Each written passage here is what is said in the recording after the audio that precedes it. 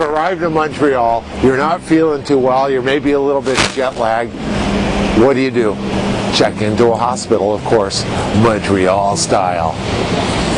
Hi, hey, do you speak any English? Yes. You know, can I just talk to you for a sec? Now, I've been told, I'm just visiting here, I've been told that if I come to Montreal and I don't speak any French, I'm going to be in big trouble. That's not true, is it? Especially in this part of town. I speak French, but most people here will speak English to you. Behind me is Mount Royal, which this city is named after, Montreal. So now you've had a French lesson. What do they eat here in Montreal? They have something called a poutine, and that's not that Russian guy. It's cheese curds with gravy, thick gravy, over greasy French fries. I mean, call it a heart attack on a plate, man. Camera here going in.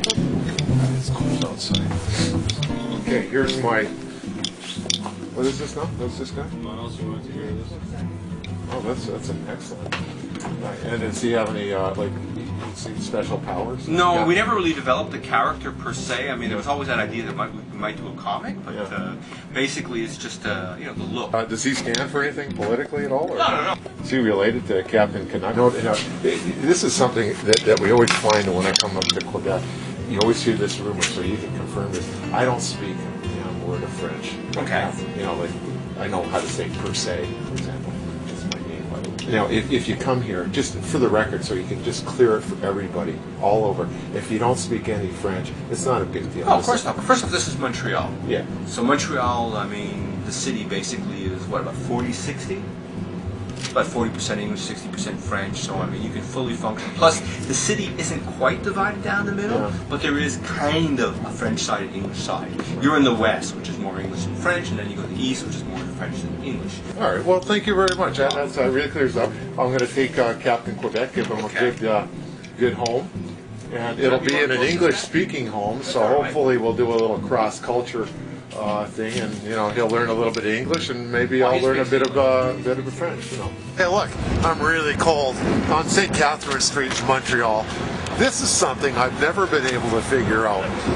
Behind me, I got a sex shop. Why is it wherever I see a sex shop, there's always a luggage store just right next door? I don't get it. This is my second bed and breakfast in Montreal because for some reason, whenever I come here, there never seems to be a hotel room available. So far, I'm thinking it's not a great deal. I went on Craigslist and found it. It looked like it was a really good deal on the internet. Probably oversold a little. Cynthia. Cynthia's kind of an eccentric old lady. She's probably, well, it doesn't matter how old she is, she's kind of an eccentric older lady. Too involved in what are you doing here? Nice to have you here. How long you been doing it? Why are you doing it? You should meet my friend. You should meet my aunt. I've lived here for, you know, that sort of stuff. It's a commuter train, in case you can't hear it. You know, it's one of those shared bathroom deals where it's down the hall and there's another couple there. Yeah, I don't know. It just seems kind of awkward to me. Never been big on the sharing shower deal. One of those places where when you walk up the stairs, the whole neighborhood hears